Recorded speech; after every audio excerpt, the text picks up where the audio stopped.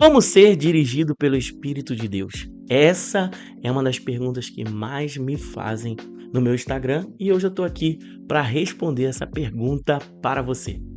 Muito prazer, meu nome é Eliezer Guimarães, eu sou pastor auxiliar na minha igreja Novos Começos na Barra da Tijuca e é sempre uma grande honra ter você aqui no meu canal. E para você não perder essa oportunidade de receber mais conteúdos como esse, aproveita para curtir, compartilhar com aquele seu amigo que vive fazendo essa pergunta para você e aproveita também para se inscrever nesse canal.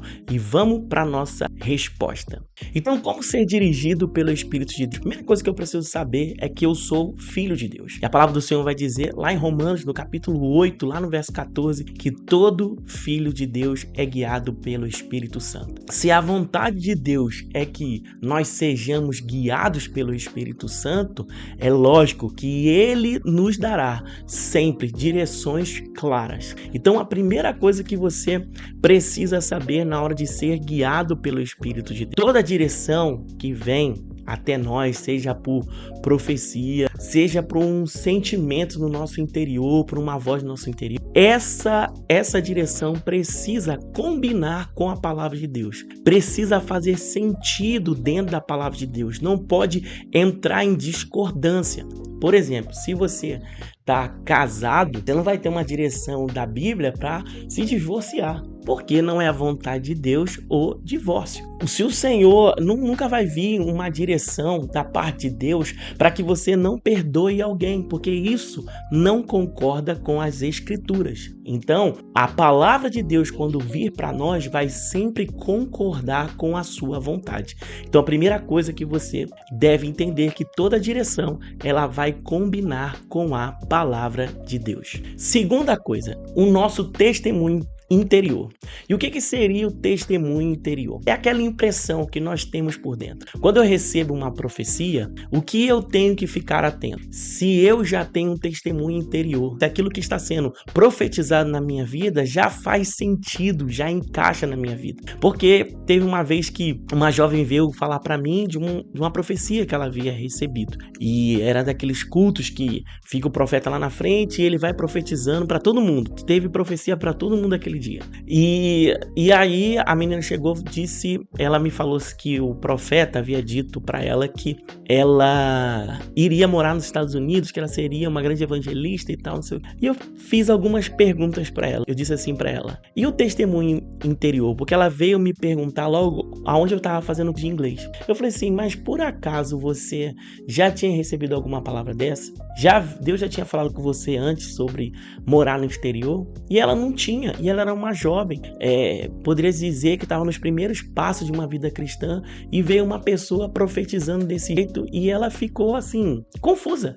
E eu disse para ela: olha, guarda essa profecia, viva a sua vida.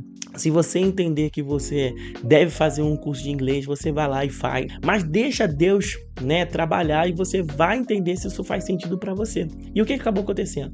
Ela entrou no curso, não ficou nem um mês porque ela não gosta, não conseguia aprender e hoje, irmãos, ela nem se moveu para isso. Por quê? Porque às vezes a gente sai acreditando qualquer profecia que as pessoas dizem pra gente. Quantas pessoas tomaram decisões importantes na sua vida por não perceberem o seu testemunho interior? Porque antes de Deus falar com um profeta, ele vai falar no seu interior e depois vai vir uma profecia, alguma palavra através de uma pregação para confirmar aquilo que o Senhor já te disse. Terceira coisa que você deve se atentar: essa palavra, essa impressão te aproxima de Deus ou te afasta de Deus e da igreja? Porque às vezes eu fico vendo algumas direções que as pessoas tomam, direções às vezes meio estranhas, que tiram elas da igreja, que tiram elas do ministério, que tiram elas da presença do Senhor, que tiram elas do meio de amizades, tiram ela da convivência da igreja e o Senhor nunca vai dar uma direção para te afastar dele ou para te afastar da sua igreja local. Então a direção de Deus sempre vai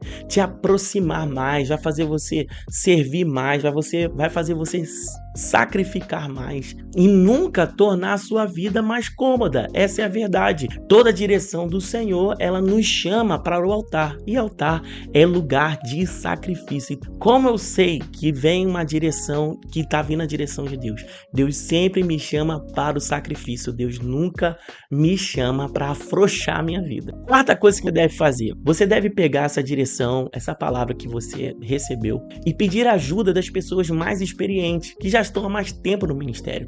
Não é para pedir ajuda do seu colega de trabalho, não é para contar para alguém que está na mesma fase que você. Você leva o pastor da sua igreja ou a sua liderança, às vezes a liderança do seu pequeno grupo, você vai lá, leva para ele, conta para ele, para que ele possa te auxiliar na aplicação dessa direção que você está tendo. Faz parte a gente contar com as pessoas que intercedem por nós, as pessoas que oram por nós, as pessoas que estão ali para nos auxiliar. Quantas vezes eu recebi palavras no início da minha vida cristã e eu levava, e até hoje eu faço isso, né? Quando eu tenho alguma questão que eu preciso tomar decisões, já algumas vezes eu mandei mensagem para o meu pastor, ele me ligou e nós conversamos, olha, eu não sei o que fazer nisso, não sei o que fazer naquilo outro, eu tô percebendo isso, mas não sei o que você acha. Então a gente precisa também compartilhar com as pessoas que já estão na estrada há mais tempo do que a gente. E a última coisa que você precisa saber, sempre a direção de Deus vai ter clareza. Nunca vai ser um enigma onde você precisa forçar.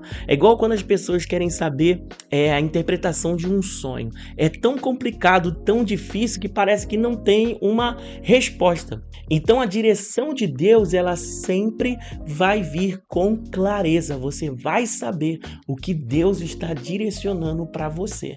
Então, se não tiver clareza, o que você faz? Você guarda essa mensagem para um outro momento. Você vai guardar ali e vai continuar buscando até que venha a clareza. Se não está claro, não tome decisão nenhuma para que você não seja enganado. Eu espero que você tenha sido abençoado com esse vídeo e se você tem mais dúvida, coloca aqui nos comentários. Eu quero responder a sua pergunta. E não esqueça de se inscrever nesse canal para você receber mais conteúdos como esse. Um grande beijo e eu te encontro no próximo vídeo.